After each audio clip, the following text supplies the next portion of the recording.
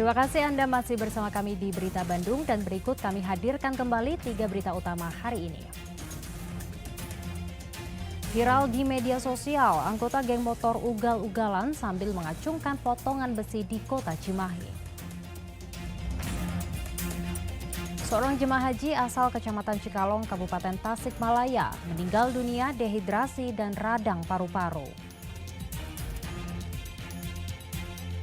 Nikmati sensasi wisata terbang dengan para layang dari atas Waduk Jati Gede di Kabupaten Sumedang. Anda berani?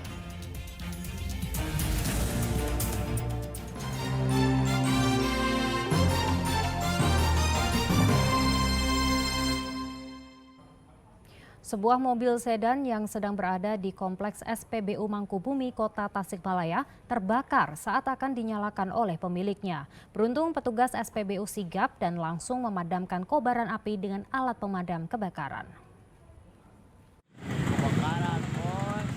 Kobaran api tiba-tiba muncul dari sebuah mobil city car yang berada di Kompleks SPBU Mangkubumi, Kota Tasikmalaya.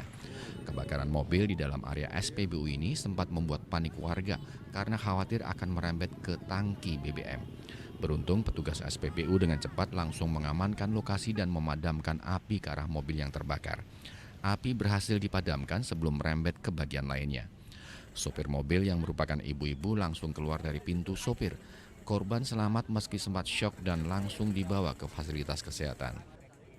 Pada awalnya petugas piket menerima informasi bahwa ada kebakaran satu unit mobil. Maka anggota dengan cepat mendatangi TKP. Ternyata benar bahwa di lingkungan SPBU Jalan Ahanosion ada mobil kebakaran, mobil Swift. Itu lagi ngantri, Pak? Kebetulan waktu itu si mobil Swift tersebut mati mesin. Terus sama pengemudi dinyalain, terdengar suara ledakan di bawah. Timbul api, makanya langsung keluar. Dugaan sementara apa, Pak? Dugaan sementara dimungkinkan adanya korslet dari kabel mesin. Kasus ini ditangani Polsek Mangkubumi. Diduga ada korsleting kabel listrik pada mobil sehingga api muncul dari bawah mesin. Eko Setiabudi melaporkan dari Kota Tasikmalaya. Seorang jemaah haji asal Kecamatan Cikalong, Kabupaten Tasikmalaya, meninggal dunia saat menjalankan ibadah haji di Tanah Suci. Jemaah haji asal atas nama Aminah Uyu Sunarta yang tergabung dalam kloter 7 JKS meninggal dunia akibat dehidrasi dan radang paru-paru. Sebanyak 374 jemaah haji asal Kabupaten Tasikmalaya dari kloter 7 JKS diberangkatkan dari Gedung Islamic Center Kabupaten Tasikmalaya menuju embarkasi Haji Bekasi untuk berangkat ke Tanah Suci. Dari ratusan jemaah haji tersebut, seorang jemaah haji atas nama Aminah Uyu Sunarta asal Cikalong, Kabupaten Tasikmalaya meninggal dunia di Madinah. Perempuan berusia 65 tahun itu meninggal dunia akibat dehidrasi dan radang paru-paru. Sementara itu seorang jemaah haji lainnya batal berangkat karena mengalami demam hebat. Ia akhirnya harus terpisah dengan istrinya yang berangkat tepat waktu. Jemaah haji Kabupaten Tasikmalaya ada yang meninggal di Madinah, yaitu atas nama Ibu Aminah Uyu Sunarta Dari Cikalong.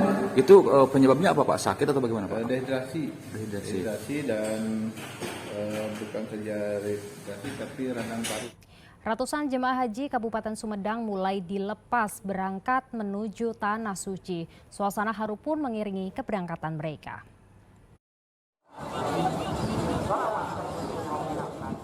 Ribuan warga berkerumun di alun-alun kota Kabupaten Sumedang untuk mengantar keluarga yang akan pergi menunaikan ibadah haji. Isak tangis haru pun mengiringi pelepasan 366 jemaah haji tersebut. Pelepasan jemaah haji dilakukan secara simbolis oleh Wakil Bupati Sumedang Erwan Setiawan serta unsur Forkopimda di depan Gedung Negara. Mereka selanjutnya menuju embarkasi Indramayu untuk terbang ke Madinah, Arab Saudi dari Bandara Internasional Kertajati Majalengka.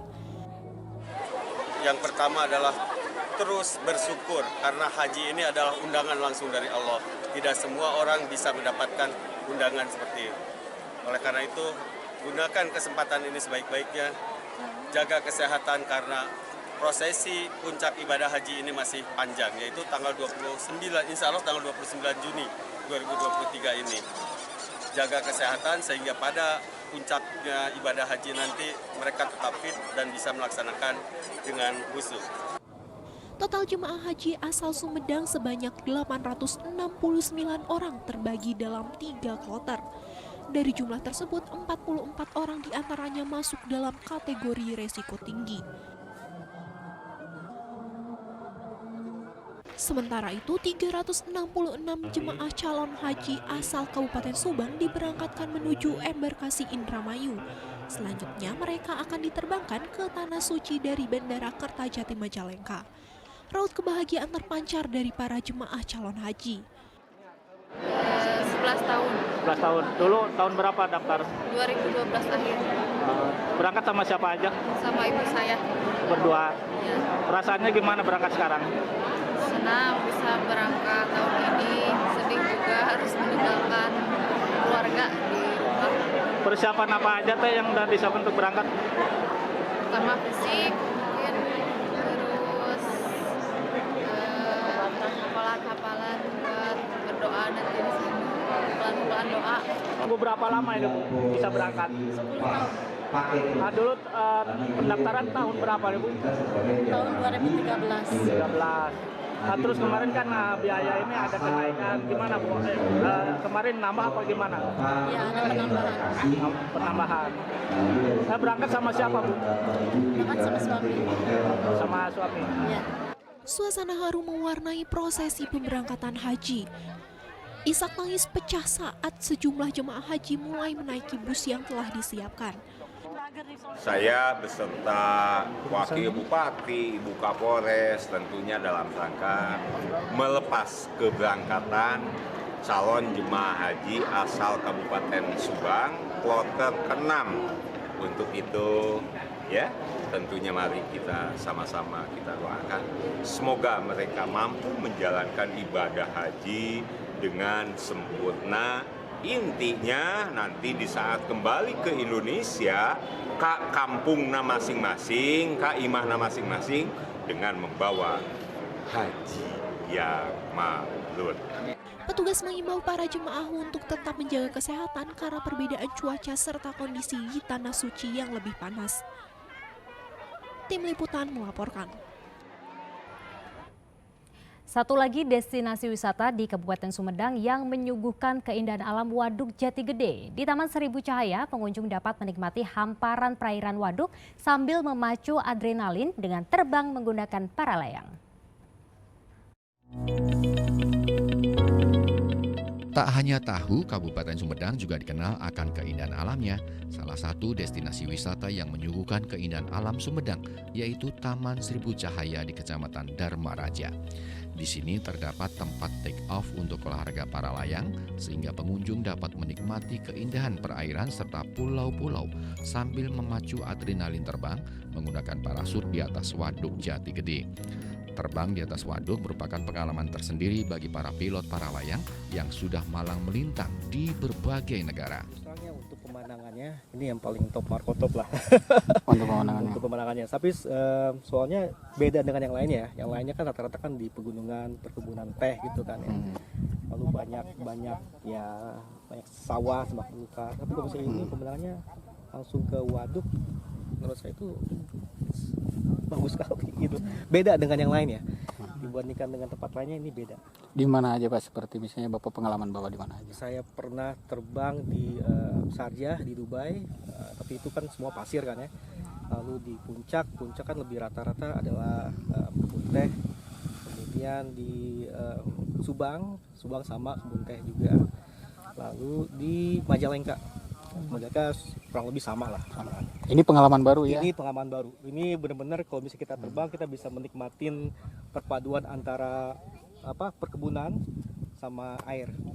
Pihak pengelola mengatakan wisata para layang baru ada sejak pekan lalu dan dibuka pada hari Sabtu dan Minggu. Dengan mempertimbangkan unsur keselamatan, wisata para layang bekerja sama dengan para atlet yang tergabung dalam Federasi Aerosport Indonesia atau FASI Kabupaten Sumedang.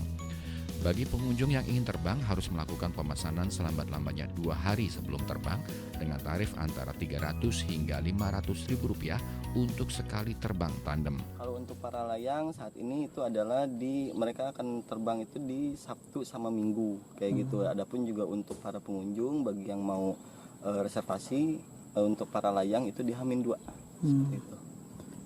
Terus ini apa bekerja sama dengan atlet profesional Pak? Kita juga sudah kerjasama dengan atlet profesional dan memang dengan tenaga ahlinya gitu kan, dengan atlet terusan yang memang sudah biasa juga itu untuk mereka terbang di sini.